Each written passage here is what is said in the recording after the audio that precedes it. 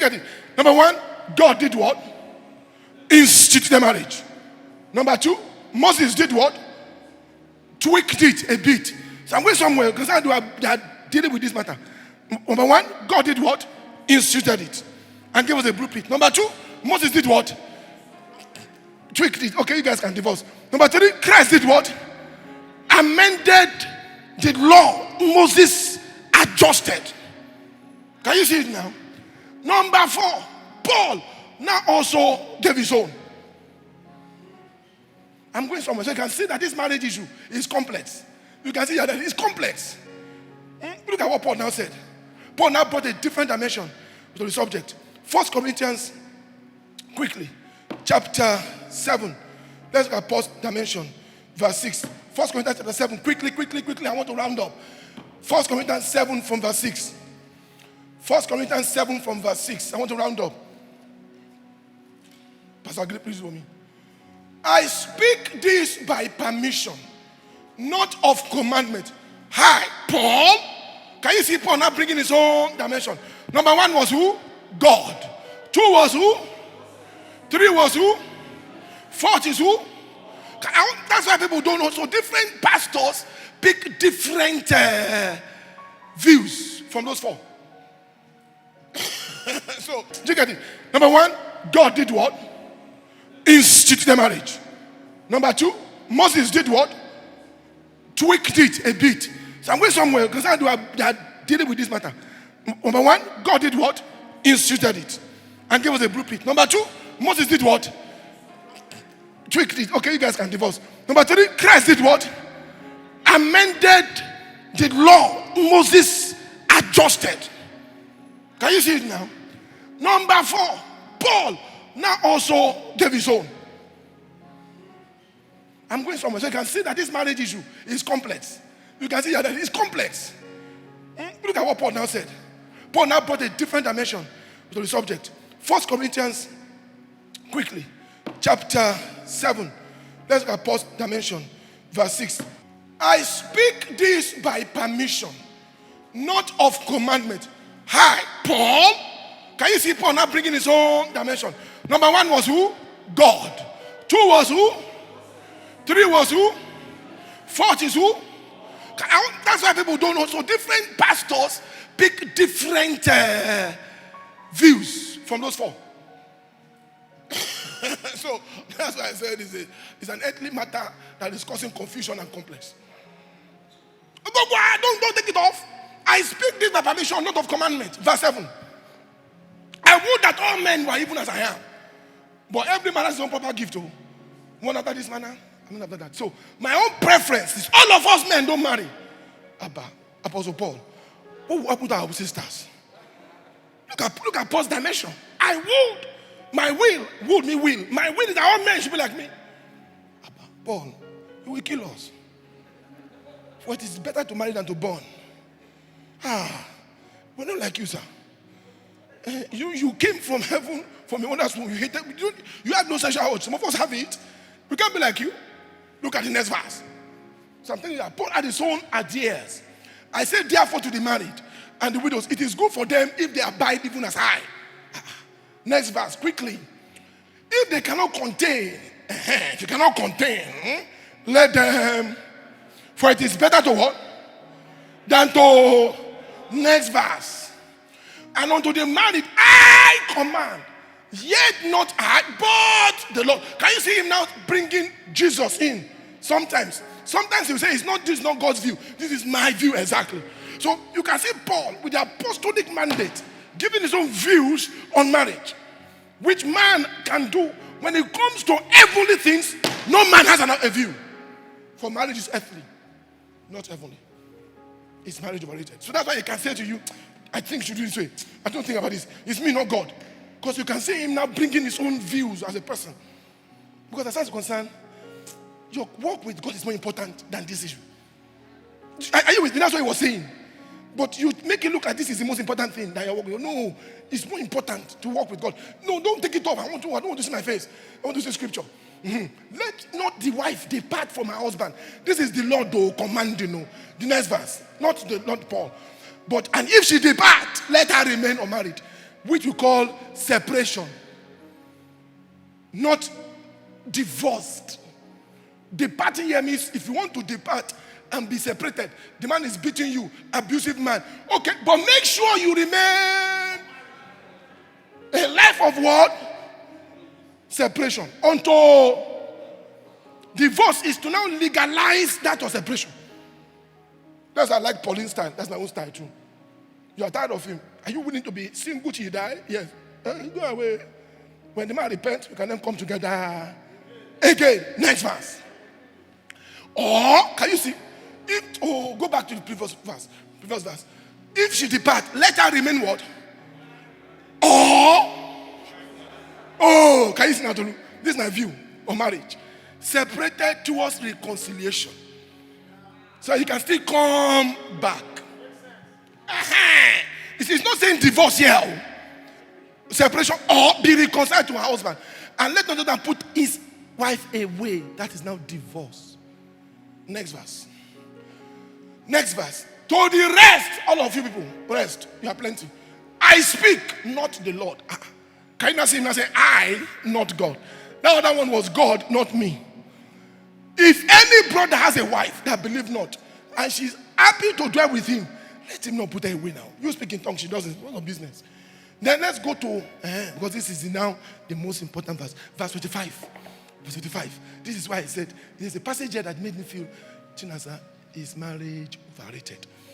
25. Now concerning virgins, single sisters, I have no commandment of the Lord, yet I give my own judgment. Can you see I? I'm telling you about I. I want to see I there, not the Lord. As one that has obtained mercy from the Lord to be faithful. So it's now saying, I'm a faithful virgin, I have not slept around. Now, next verse. I suppose therefore that this is good for this present distress. I say it is good for a man so to be. Next verse. Now, are thou bound to a wife? Seek not to be loosed. Are thou loosed from a wife? Seek not a wife. Because rapture will soon occur. And if thou marry, thou hast not sinned though. And if a virgin marry, she has not sinned. Nevertheless, such shall have what?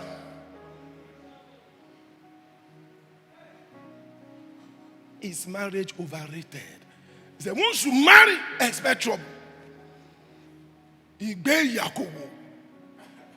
Once you marry, nevertheless, so shall have trouble, not in the spirit. This thing is a fleshly thing. I'm going to Pedro, it's a fleshly thing. Is it overrated for spiritual men? Because I'm going to. For those of you who want to be spiritual, I should have overrated this fleshly matter, like food. I don't care which food I eat, more. This is like food. I don't eat more. I'm eating my diet. You just kill yourself. Next. But this I say, brethren, the time is short. It remains that both they which have wives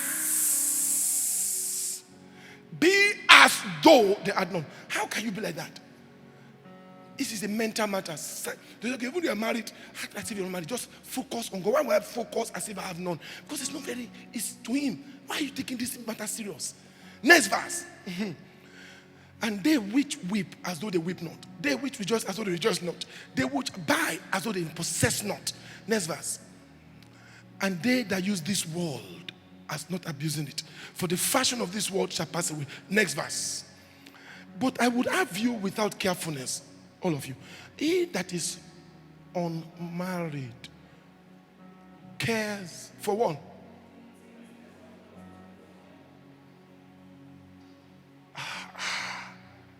Haven't you observed that when you are single, you serve God more than when you are married? Check it. Check it. Tell me I'm lying. Except we're an unbeliever. Check it. Most single sisters don't know what they're enjoying today. The moment you get married. Go back to that passage for me. Why are you taking it away? He that is unmarried, give me Bible, cares for the things of the Lord. Look at how Paul put it. Give me that verse again. How he may please God. That way, those days when you on campus, you used to say, Mama, you will spend 5 hours. You will spend time with God. Look at the next verse. Very deadly verse. But he that is married cares for this one. Why?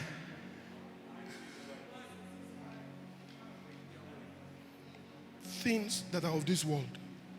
So he calls that earthly things. Is marriage overrated? How can Paul put marriage as things of this world? How you may please that woman and how she may please you. As far as Paul is concerned, it's of this realm. Look at it, it's there. It's there. You can't delete verse 33 from the Bible. It's there. It's not spiritual. It's earthly. Next verse. Next verse. There is a difference between a wife and a virgin. It says that clearly. The unmarried woman cares for the things of the Lord, that she may be holy both in the body and in the spirit. But she that is married cares for the things of the world, how she may please her husband. She now. Look at the next verse. But this I speak for your own profit, not that I may cast a snare upon you, but that which is comely, and that you may attend to the Lord. Put your hands together for Jesus. The word there is this: distraction. So is Paul saying marriage is a distraction? How you may care for the things of the Lord without distraction. That word distraction, it sounds negative, but it's in my Bible. How you may care for this God without distraction. Is God saying we should not marry? No. We should marry. We should eat. Then we're blessed. We should go to work. We should have our oxen, have our grounds. But put them where they belong. That's my point. Do you get the point? The things we do daily, we should do them. But that's what? They should not take the place of God. That's my submission. Because now we're making these things more important than Him. What I will drink, what I will eat, where I will walk, what I will dress, my social media followership. But is that was even more important than Jesus today? Some people are boasting they have more followers than Jesus on social media. People that follow you don't know you're a Christian. And that's what they don't know. 90% of your followers are not Christians. I say you have fans. We now know who you are. We know who you are. But there are fans who shall know them. And so he's saying those things are important too. They are lawful, but not expedient. That's what I'm saying. So because if care is not taken, we will do like Luke 14 man. I've just married a woman, I have no time for you. Hey! May marriage not be the one between me and God. I must put marriage where it belongs. Beautiful, solid, sensual, loving, companionship on earth. It must not be a distraction for me to serve God. If it will be, sweetheart, I love you, sweetheart. I've told my wife 10,000 times. God first! God first! God first! So some of you that are sad because you're not married, you're single, you are a single parent. What is wrong with you? Are you okay? Can't you marry Christ? Can't you embrace Him like your groom and walk, serve Him, and still be happy on earth? Is this not overrated? It's not overrated? Many people are sad, unhappy. Unhappy. You know why? You know why? Because too many men have tinkered with that thing. If they had only left it the way God did it in the beginning, that would have been good. Moses was the first problem. He tinkered with it. Then Paul tinkered with it. Then modern day men tinkering with it. They now say a man can marry a man in Anglican churches. Am I right? Abroad? Can you say they are all tinkering with it? Oh, you don't get it. Can you see many Moseses are being given birth to? Many Pauls are coming with their own ideas. So different men are coming to their own ideas to just adjust, amend, tweak. They are all tinkering with that thing. A beautiful box that came, you are removing the screw here, removing the screw there. We're not making that box the God that we serve. Put it where it belongs. It's simply a box. Nothing more but a box. Nothing more but a box. So many people are tinkering with it. Some women are single. If you go to some churches, there are plenty. Why? Because those pastors are milking them, saying, if you want your husband this year, come what nonsense. Because African man make you feel you're a failure if you're not married. I don't know why you men do this to these women. They do prayer services for single women. Why? As if it's a sin to be single. Or it's their own choice that they're single. What is wrong with us? They say it's a curse. Let's break it. Which curse? It's not a curse. It's not a curse. You have spiritual husband. Have you ever seen a meeting? Tell me one for single men deliverance.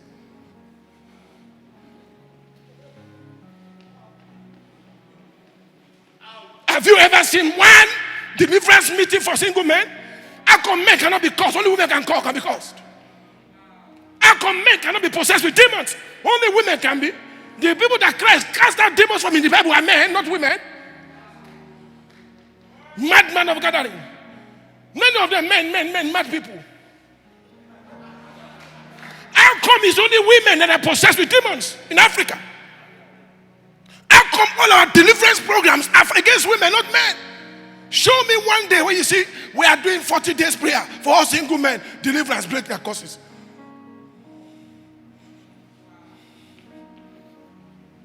Is marriage overrated?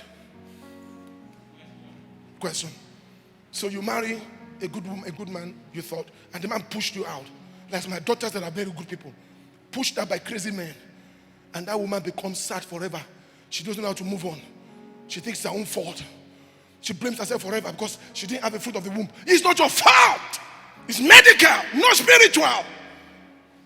Medical. It's in scriptures.